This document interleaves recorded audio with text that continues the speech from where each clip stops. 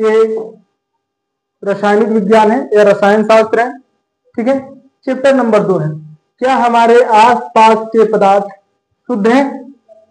Chapter का नाम क्या है, क्या हमारे आसपास के पदार्थ शुद्ध हैं। इसमें शुद्ध शब्द आया है, तो सबसे पहले हम जानेंगे कि शुद्ध क्या होता है। ठीक है, शुद्ध पदार्थ क्या होता है, तो समान रासायनिक प्रकृति के पदार्थों को जो एक ही प्रकार के कणों से बने होते हैं शुद्ध पदार्थ कहलाते हैं। कह रहा है कि एक समान रासायनिक प्रकृति से जो पदार्थ बने होते हैं उन पदार्थों को, ठीक है, उन पदार्थों को शुद्ध पदार्थ कहते हैं। ठीक है, समान रासायनिक प्रकृति के पदार्थों को जो एक ही प्रकार के कणों से बने होते हैं शुद्ध पदार्थ कहलाते हैं। ठीक है, दूसरा क्वेश्चन है मिश्रण। मिश्रण इंग्लिश में इसको मिक्सचर कहते हैं। आप लोग जानते हो मिश्रण क्या होता है।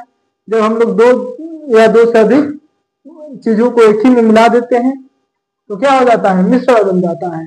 दो या दो से अधिक शुद्ध पदार्थों के मेल से बने पदार्थ को मिश्रण कहते हैं। जब दो या दो से अधिक शुद्ध पदार्थों को एक में मिलाया जाता है तो उसको मिश्रण कहते हैं। जैसे मान लो कि आप लोग पानी में चीनी को मिला दिए, ठीक है, मिश्रण हो गया।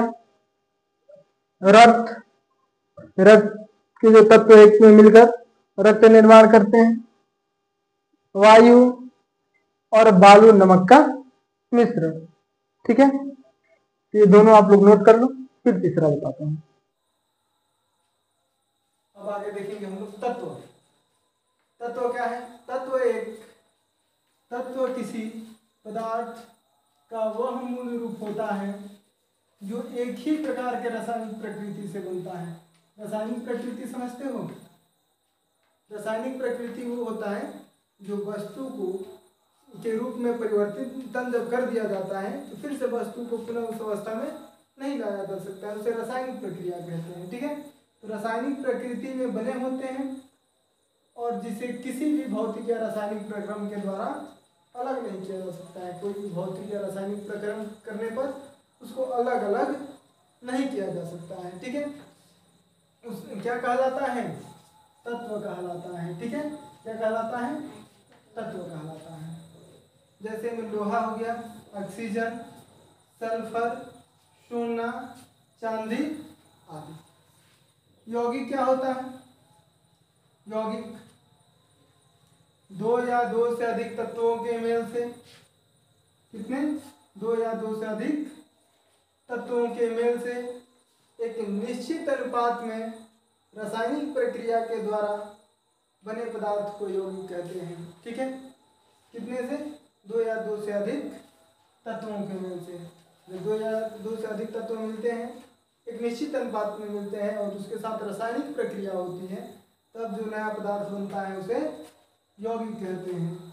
जैसे जल, नमक, चीनी, अल्कोहल, कार्बन डाइऑक्साइड, ये आदि सब क्या हैं, यौगिक के उदाहरण हैं। इसको नोट कर लीजिए, फिर आगे बताते हैं। देखो सर आगे, समांगी मिश्रण।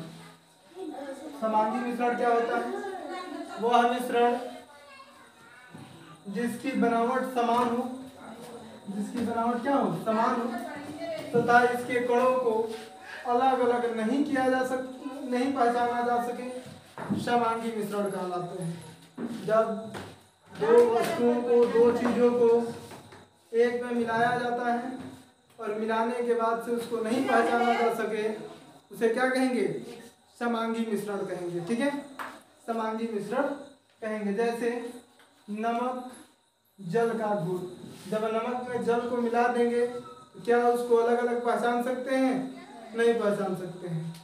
ठीक है, जैसे चीनी में, पानी में चीनी को घोल देंगे तो उसको अलग अलग नहीं पहचान पाएंगे। फिर आगे आते हैं, कहते हैं विषमांगी मिश्रण। विषमांगी मिश्रण क्या होता है, विषमांगी मिश्रण वह मिश्रण जिसके अंश भौतिक रूप से अलग होते हैं, इसके कणों को अलग अलग पहचाना जा सकता है, विषमांगी मिश्रण कहलाता है। जब भौतिक रूप से उसकी बनावट संरचना अलग अलग होगी और उसको अलग अलग एक में मिलाने के बाद भी अलग अलग पहचाना जा सके, उसको क्या कहेंगे? विसमांगी मिश्रण कहेंगे। जैसे मान लो कि हम लोग लोहे के बुरादे लिए और उसमें बालू को मिला दिए, तो बालू को जब मिला देंगे लोहे के बुरादे में तो क्या हो जाएगा? लोहा का बुरादा अलग पहचान में आने लगेगा और बालू भी पहचान में आने लगेगा। ठीक है, दो राशियों को जब अलग अलग मिलाएंगे वो पहचान में आने लगेगी, उसको विसमांगी मिश्रण कहेंगे। इसको नोट करो। अब आगे देखो, विलयन। विलयन क्या होता है?